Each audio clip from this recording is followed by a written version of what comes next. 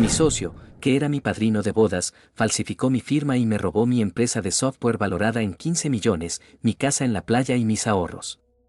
Eres demasiado ingenuo para este mundo, se burló mientras firmaba mi despido. Viviendo en un sótano y reparando tostadoras a los 49 años, un cliente me trajo una vieja computadora que había comprado en una subasta policial. Al intentar arreglarla, encontré un archivo encriptado con mi fecha de nacimiento.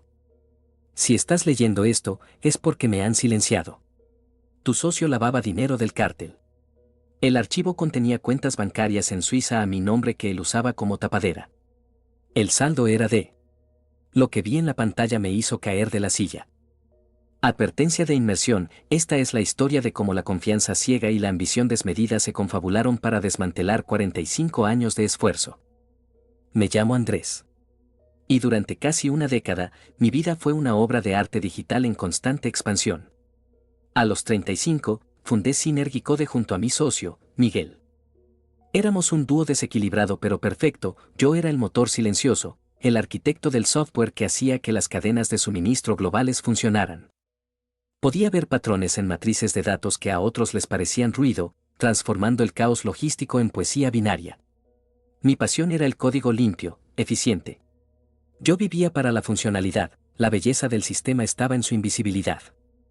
Miguel, 2 años mayor y mi padrino de bodas desde hacía una década, era el encantador, el maestro de ceremonias, el que conseguía que los tiburones de Wall Street bajaran la guardia con su sonrisa de $1.000.000. Él era el ruido, yo la señal. Yo confiaba en él con los ojos cerrados, con una fe ciega y estúpida que ahora me quema la garganta y me sabe a ceniza.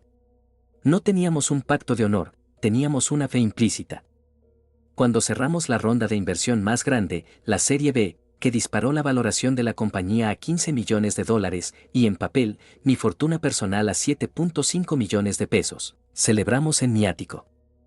Ese ático no era solo lujo, era el emblema de nuestra lucha, vistas panorámicas del Pacífico desde el ventanal de 12 metros, una biblioteca inmensa. Era la prueba tangible de que el esfuerzo honesto valía la pena. Brindamos. Él me palmeó la espalda, su mano pesada y paternal. Somos familia, Andrés. Nadie toca lo nuestro. Yo sonreí, sentí un orgullo legítimo. Teníamos un 50-50 en la mesa, y mi vida era perfecta. La ejecución de Miguel no fue una puñalada por la espalda, fue una disección fría y metódica. No empezó con un grito o una discusión. Empezó con papeleo. Un mes antes de la explosión, noté que la documentación de un préstamo menor a una de nuestras subsidiarias tenía una letra extrañamente pequeña al pie.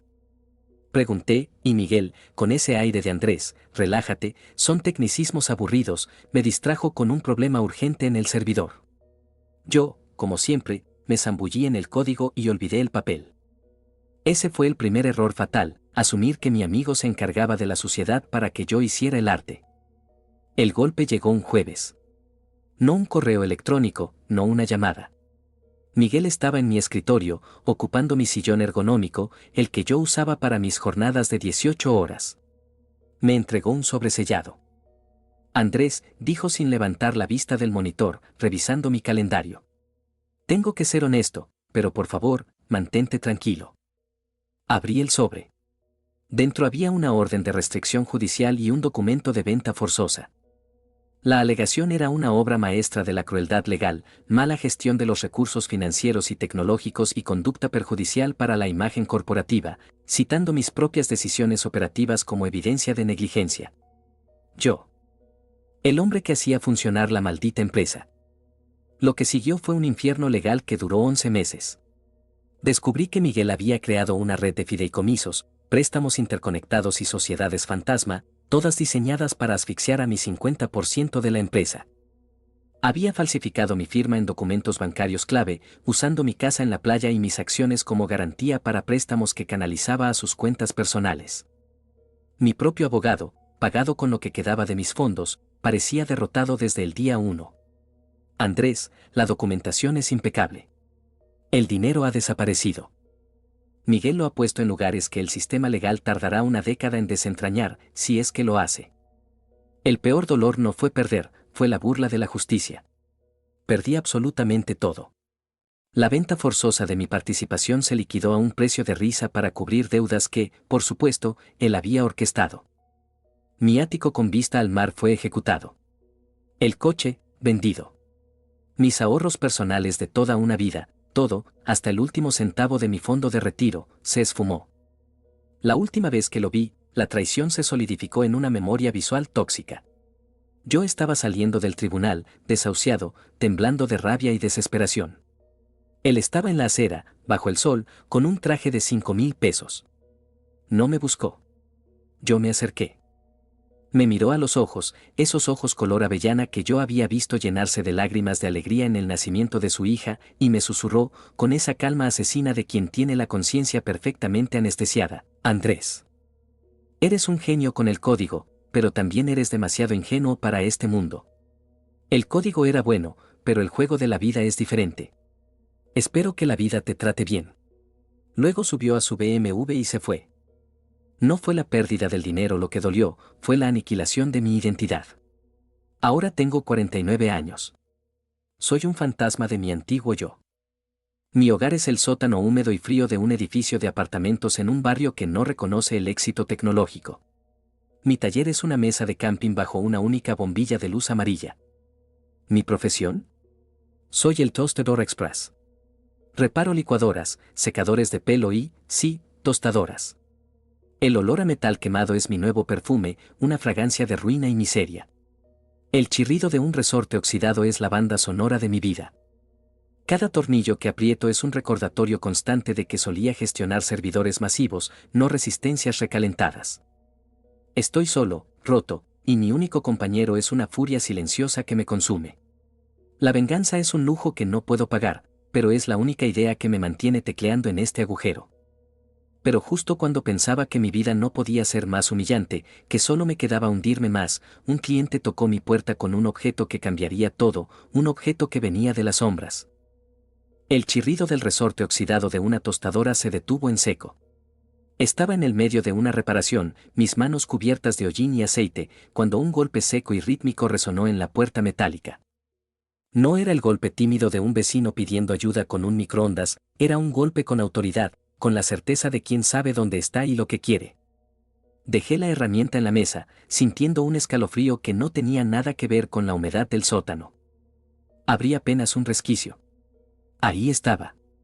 Un hombre de unos 60, con un abrigo de paño demasiado pesado para el clima de la ciudad, con arrugas profundas y unos ojos inquietos que no parpadeaban. No tenía pinta de necesitar un arreglo de cafetera, olía a burocracia vieja y a secreto guardado. Me empujó una torre de PC, grande, pesada, de un beige amarillento que gritaba oficina olvidada. Estaba cubierta de polvo denso, y un escalofrío recorrió mi espina dorsal al ver la pegatina borrosa y despegada en el lateral: subasta policial, lote 337. Mi mente, que había estado estancada en la miseria, se activó. El código de la subasta, el peso muerto del objeto, el peligro era palpable. Pero mi cuenta bancaria estaba en cero y mis instintos de ingeniero eran más fuertes que la cautela del hombre quebrado. Solo necesito que prenda, me dijo el hombre con voz áspera, mirando a mi alrededor con desconfianza. No me explicó por qué un civil tenía equipo de una subasta policial, simplemente se limitó a la urgencia. Si el disco duro tiene algo de información, recupérala. Si no, usa las partes que te sirvan. Te pago 300 en efectivo solo por intentarlo. Pero necesito saber si algo sobrevivió. Nadie más ha podido encenderla. $300. La suma era irrisoria comparada con mis pérdidas, pero era la salvación inmediata para la renta. Acepté. El hombre, que nunca me dio su nombre, dejó el dinero sobre una caja de herramientas y se fue tan silenciosamente como había llegado, dejando un rastro de polvo de oficina y un aire de misterio. Dejé la tostadora a un lado y me concentré en el monstruo de hardware antiguo. Lo abrí. El interior no solo estaba lleno de mugre, sino que la placa madre mostraba signos de haber sido manipulada con violencia. Alguien había intentado borrar los datos del ACMOS y un par de conexiones estaban resoldadas con torpeza. El dueño anterior había intentado la aniquilación total y se había detenido. Me tomó 2 días enteros y una inversión riesgosa de mis últimos 50 pesos en componentes, una fuente de poder nueva y un resoldado manual de precisión, revivirla. No dormí. La adrenalina de la intriga era un estimulante más potente que cualquier café. Cuando finalmente la pantalla se iluminó con el logo de un sistema operativo antiguo, el pequeño escalofrío de victoria que sentí me recordó quién era yo en realidad. Pero el disco duro estaba lleno de archivos corruptos. La purga había sido efectiva, pero incompleta. Entonces, mi ojo entrenado de ingeniero detectó algo que nadie más vería. En la configuración de la BIOS había una sección de memoria marcada como espacio no asignado. No era un error del sistema. Era una partición oculta, programada para aparecer como vacío a nivel del sistema operativo. Un truco de programación sofisticado que solo un hacker tan paranoico y genial como yo podría haber ideado. La partición fantasma. Esto no era el trabajo de un simple empleado. Usé mi laptop personal como terminal y ejecuté una secuencia de comandos de bajo nivel. La partición se reveló. Contenía un solo archivo, un DAT gigantesco, que contenía al menos 50 gigabytes de información comprimida. Era el peso de una vida de secretos. El nombre del archivo era una sentencia, tapadera, DAT. Intenté abrirlo. Cifrado AES 256. El nivel más alto, prácticamente inexpugnable. Pasé toda la noche tecleando, intentando contraseñas lógicas, nombres de empresas, fechas de adquisición, nombres de los hijos de Miguel. Mi mente, que solía resolver los problemas más complejos del código global, se estrellaba contra ese muro digital. La frustración era un peso físico que me aplastaba contra la silla. Me levanté a las 4 de la mañana, rendido. El café amargo me quemó la garganta. Miré el reflejo de mi rostro destrozado en el monitor apagado y recordé la burla de Miguel: el error más grande es creer que la gente guarda secretos en fechas importantes, los guardan en las personas que van a usar. Probé la fecha de boda de Miguel, fallo. Probé el cumpleaños de su hija, fallo. ¿Quién era el chivo expiatorio perfecto de su plan? Yo. El hombre arruinado al que nadie creería. En un acto de sarcasmo y rabia, introduje la clave más íntima y la más absurda para el dueño de ese dinero, mi propia fecha de nacimiento. El sistema dudó un instante y el clic de acceso concedido resonó como un disparo en el silencio del sótano. Mi propio cumpleaños era la clave. Era la prueba de que el dueño anterior del archivo me había señalado. Abrí el archivo. Lo primero que apareció no fue el laberinto de números que esperaba, sino un breve, aterrador documento de texto. Un manifiesto final que era una confesión y una advertencia. Si estás leyendo esto, es porque me han silenciado. El plan original falló. Tu socio, Miguel, no solo te robó a ti. Te usó. El desvío de la serie B era la tapadera perfecta. Miguel lavaba dinero del cártel. El aire se fue de mis pulmones. La rabia contra Miguel se convirtió en un terror gélido. No era una pelea corporativa, era una conexión directa con algo que te borra del mapa. El peso del cártel se sintió como una mano fría en mi nuca. Mi humillación había terminado. Mi lucha por la supervivencia acababa de comenzar. El resto del archivo se cargó. Un laberinto de spreadsheets, nombres de compañías Cel en Panamá, Liechtenstein y las Islas Caimán, y un flujo de dinero que ascendía a cientos de millones de dólares. El contador, antes de ser silenciado, había dejado una última trampa para Miguel. En la sección final, encontré el archivo que lo cambiaba todo, exit-custodia.pdf. Contenía 3 códigos de acceso y un token de autenticación biométrica. Eran los datos para acceder a 3 cuentas bancarias privadas en Zúrich, Suiza. El titular de la cuenta fiduciaria designada era Andrés, mi nombre completo. Yo era el custodio temporal del dinero más sucio y peligroso del mundo. El ratón se me había resbalado de la mano, y el chirrido de la silla al caer fue el único sonido que se atrevió a romper el silencio de mi sótano. No me había desplomado por el cansancio, me había desplomado por el puro terror, por la verdad cristalina de lo que acababa de leer: Miguel no era solo un ladrón, era el cómplice del cártel. Me arrastré de vuelta a la mesa de camping. Mi corazón latía con una síncopa irregular contra mis costillas. Mi cerebro, el mismo que había construido imperios binarios, se negó a funcionar con miedo. La adrenalina de la supervivencia tomó el control, expulsando la ira y la miseria. Tenía que confirmarlo. Tenía que ver el tamaño exacto del infierno que Miguel había desatado sobre mí. El desembarco suizo y la magnitud de la cifra. El archivo exit-custodia, PDF era la única certeza que tenía. Contenía 3 códigos y un token biométrico. El contador, ese fantasma silenciado, me había convertido en el depositario del dinero sucio, la trampa definitiva. Me forcé a teclear. Activé mi vieja VPN de triple cifrado, la que solía proteger secretos corporativos. Conecté el token de la PC de la subasta. Cada pulsación de tecla era un paso hacia una sentencia de muerte o hacia una libertad inimaginable. Fui al portal bancario suizo. El diseño limpio y frío de la interfaz contrastaba brutalmente con la mugre de mi sótano. Introduje la primera clave. Acceso concedido. El sistema me mostró el listado de las 3 cuentas. La primera y la segunda eran señuelos, saldos nominales. Luego fui a la tercera, designada como custodia de largo plazo. Mi mano temblaba tanto que tuve que sujetarla con la otra para teclear la última clave. La pantalla parpadeó. Sentí un vacío en el estómago mientras la cifra se cargaba, lentamente, con esa deliberada calma suiza que se burla de la desesperación humana. $34.500.000 dólar. $34.500.000. El impacto no fue de alegría, fue un shock térmico. 3 veces lo que Miguel me había robado. Era una bomba de relojería disfrazada de lotería. Comencé a reír y a llorar al mismo tiempo, un sonido seco y horrible en el silencio del sótano. Miguel me había despojado de mis 15 millones de pesos y mi dignidad, pero me había entregado el arma más peligrosa del mundo. Apagué el monitor. Me quedé inmóvil en la oscuridad. El miedo y el poder chocaron con una violencia interna que casi me hace gritar. La paranoia del plan, el meticuloso contador. La lógica se apoderó de mí. Este dinero era una trampa mortal. Si lo tocaba, el cártel me encontraría en cuestión de horas. Pero si no hacía nada, Miguel seguiría libre y el cártel eventualmente limpiaría la cuenta, volviendo a usar mi identidad. El contador había sido un genio.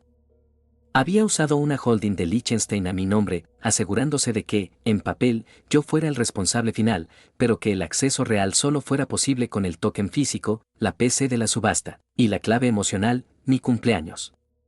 No era una herencia, era una munición. El plan se formó al instante, frío, preciso. Yo era un fantasma, el hombre más desacreditado del planeta. No podía ir a la policía. Tenía que usar mi genialidad para desmantelar la vida de Miguel, tal como él había hecho con la mía, pero en una escala mucho más letal. Necesitaba un detonante final, una prueba irrefutable que no estuviera solo en el disco duro. Algo que conectara a Miguel con este plan de lavado de manera innegable, un objeto físico que no se pudiera borrar con código. El recuerdo de boda, el último vínculo. Volví al manifiesto del contador, al final del texto, donde había una línea encriptada que no había notado por la magnitud del terror. La descifré con mis últimas reservas de concentración. El maestro de ceremonias de Miguel está escondido en el ático de la playa. El objeto es un recuerdo de boda, punto. Mi sangre se heló. El ático de la playa. Mi antiguo hogar. El lugar que había perdido. ¿Recuerdo de boda? Busqué frenéticamente en el archivo, y encontré una foto. Una caja de música metálica, antigua y grabada con mi letra temblorosa de hace una década, a Miguel, por nuestro futuro. Era el regalo que le di a Miguel en su boda, justo después de que él fuera mi padrino.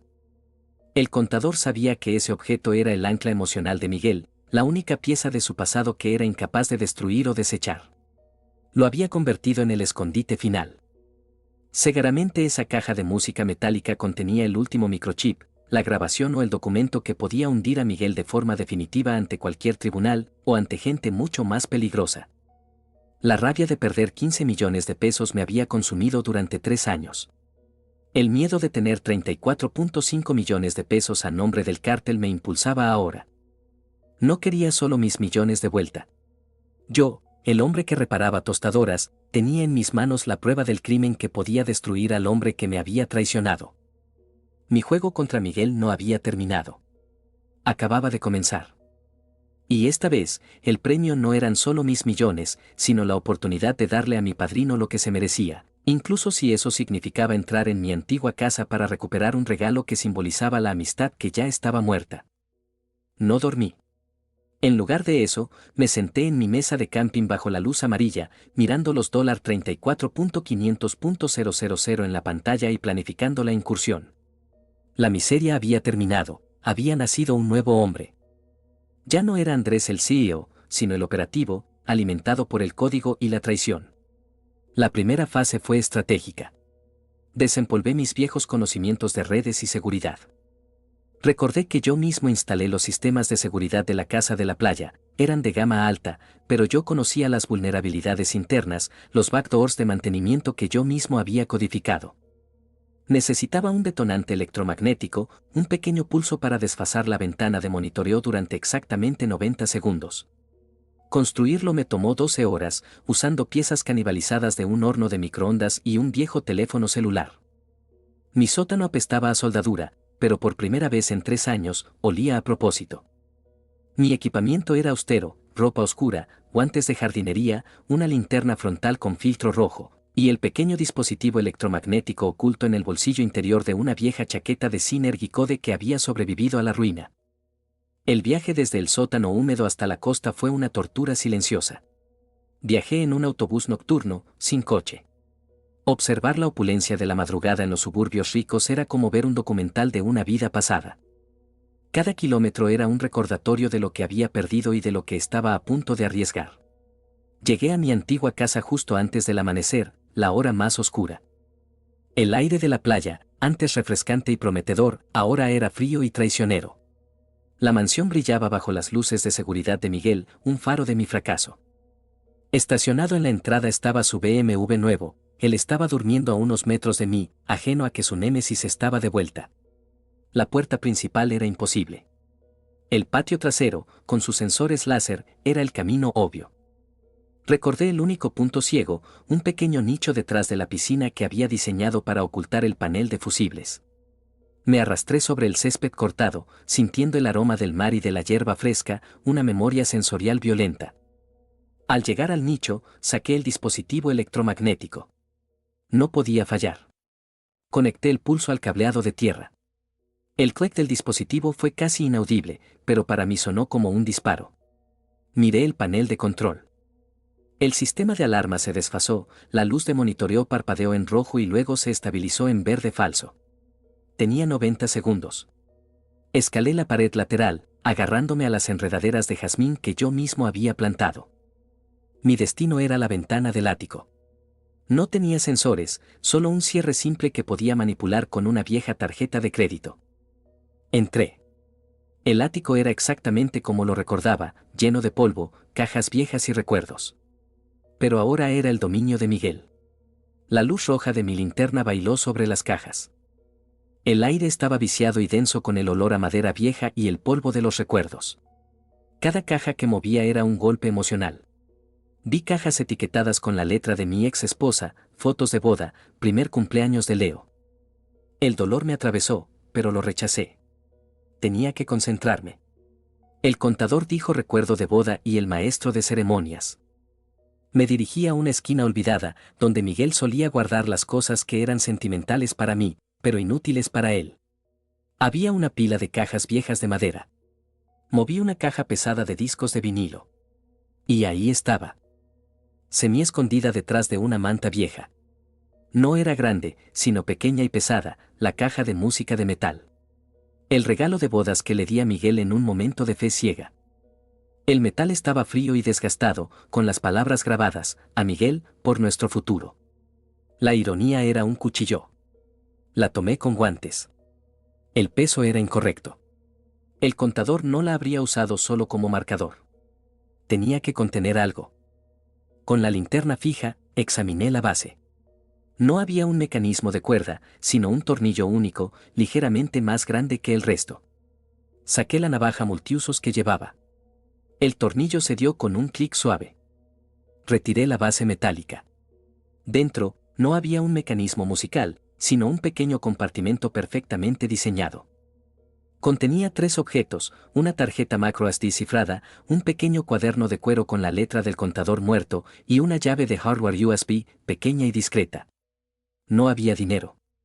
Había algo mucho más valioso. La llave USB era el detonante final, el dongle que, al conectarlo a mi laptop, probablemente sincronizaría el token de la computadora policial con la tarjeta microSD. El contador había creado una bomba de tiempo con múltiples pasos de seguridad. Guardé los objetos en la chaqueta, sintiendo el peso de la prueba y la responsabilidad. Mi tiempo se estaba acabando. El timer de la alarma falsa de Miguel estaba a punto de expirar. Salí por la ventana del ático, descendiendo con la agilidad que da la adrenalina. Al tocar el suelo, la luz roja en el panel de fusibles parpadeó y se estabilizó en verde auténtico. Había escapado por unos segundos. Regresé al sótano antes del amanecer. La caja de música de metal, el símbolo de nuestra amistad destruida, ahora era la herramienta para la aniquilación de mi padrino. Tenía la llave de sus 34.5 millones de pesos y el testamento físico de su crimen. La venganza no era un lujo. Era mi deber moral y mi única ruta de escape. Ahora, solo me quedaba un paso: usar el arma. El aire en el sótano era denso. Regresé antes del amanecer, sintiendo el peso de la caja de música metálica en mis manos. Ya no era un regalo de bodas, era el detonador. La adrenalina de la infiltración se había ido, reemplazada por una calma fría y calculada. La venganza ya no era emocional, era un proyecto de ingeniería. Me senté frente a mi laptop personal. Saqué los 3 objetos del compartimento secreto de la caja: la llave USB, la tarjeta microSD cifrada y el pequeño cuaderno de cuero del contador. Empecé por la llave USB. Al conectarla, se identificó como un dongle de sincronización. Lo conecté a la vieja PC de la subasta y al mismo tiempo, a mi laptop. El software que había dejado el contador muerto en el archivo tapadera, DAT, se activó. Un script de ejecución se abrió, pidiendo la tarjeta microSD. La inserté. Durante 10 tensos minutos, la PC de la subasta, mi laptop y el dongle intercambiaron claves. La microSD contenía el último archivo de log del contador, el destino final del dinero, las comunicaciones internas con el cártel y, lo más importante, el kill switch de la holding de Liechtenstein. Finalmente, el script se detuvo y apareció un mensaje en mi pantalla: sincronización completa. El testamento está abierto. Abrí el archivo del testamento. El cuaderno del contador contenía una carta a máquina, un seguro de vida. Decía que había programado una transferencia automática e irrevocable de los 34.500 pesos. 000 a una cuenta fiduciaria en Islandia 48 horas después de que cualquiera, yo, en este caso, accediera a la cuenta suiza. Pero, y aquí estaba la genialidad, la transferencia solo se ejecutaría si antes se enviaba la evidencia del crimen a 3 destinatarios clave. El contador no solo quería venganza, quería justicia. El archivo sincronizado me dio acceso a una carpeta con documentos contables finales, correos electrónicos firmados por Miguel donde se jactaba de su genio al usar mi firma falsificada para desviar fondos. Y la prueba innegable de que él conocía el origen del dinero del cártel. Pero lo más devastador era un archivo de voz. Un audio de Miguel hablando con el contador, riéndose de mí: Andrés es el hombre más listo que conozco, pero demasiado ingenuo para ver que su reputación arruinada es mi mejor póliza de seguro. La frase me golpeó de nuevo, pero ahora era un arma descargada, inofensiva. Mi plan estaba listo. Tenía que moverme rápido antes de que la transferencia automática se completara o, peor aún, antes de que el cártel se diera cuenta de que su dinero estaba en movimiento. Escribí un correo electrónico. El contador había predefinido las direcciones: la DEA, la Fiscalía Antilavado en Ginebra y una cuenta de correo segura asociada a una figura influyente en el mundo del software que yo respetaba. Adjunté los documentos de prueba más incriminatorios, las transferencias de Miguel y, crucialmente, la carta del contador que confirmaba mi inocencia. Pero la venganza personal requería un toque final. Llamé a Miguel a su teléfono privado, ese que solo yo conocía. Eran las 7 de la mañana. Me contestó con la voz somnolienta e irritada. ¿Quién diablos es? ¿Sabes la hora que es? Soy yo, Miguel. Andrés. Hubo un silencio de muerte. Luego, su voz se tornó dura y fría. No sé cómo conseguiste este número. No vuelvas a llamarme. Tu vida terminó hace 3 años. Lo sé, respondí, mi voz era un susurro frío que apenas reconocía. Mi vida terminó cuando me dijiste que era demasiado ingenuo para este mundo. Pero la tuya acaba de empezar, Miguel. Hizo una risa falsa, arrogante. Sigues siendo patético. ¿Me vas a amenazar con una tostadora rota? No. Te voy a amenazar con tu pasado. Dime, Miguel, ¿te gustó el regalo de bodas? ¿La caja de música de metal? Era una pena que ya no funcionara, así que la arreglé. Y encontré el compartimento secreto, ese que usaste para ocultar la prueba final. Me acabo de asegurar de que la DEA, Ginebra y el mundo del software tengan una copia de esa conversación donde te ríes de mí. El silencio que siguió no fue de sorpresa, fue de terror absoluto. Pude escuchar su respiración acelerarse. Andrés, escúchame, es un malentendido. Ese dinero no es mío. Te puedo dar el doble, el triple. Vuelve a llamarme, gritó, su calma asesina se había desmoronado en pánico. No es un malentendido. Es el juego de la vida, repliqué, repitiendo sus palabras, la única venganza que importaba. En 48 horas, tus 34.5 millones de pesos estarán seguros en Islandia, fuera del alcance del cártel. Y tu nombre estará en la lista de fugitivos más buscados del planeta. El código era bueno, Miguel. El juego de la vida, también. Colgué el teléfono. Miré la pantalla de mi laptop. El correo electrónico había salido. El dinero del cártel se iba. La prueba de la traición estaba enviada. Yo era libre, pero en la clandestinidad. Había perdido 15 millones de pesos y mi vida, pero acababa de recuperar mi dignidad y una fortuna de 34 pesos. 5 millones que usaría para reconstruir una nueva vida, una vida de vigilancia constante, pero lejos de las sombras de Miguel. La venganza fue dulce. Y mi nueva vida comenzaba con un único objetivo, no volver a confiar jamás en un amigo. Gracias a todos por escuchar esta historia. Agradecería si se suscriben y dan like, me ayudaría a poder monetizar mi contenido, el cual es mi sueño, y no se olviden de comentar que ayuda a que YouTube me recomiende.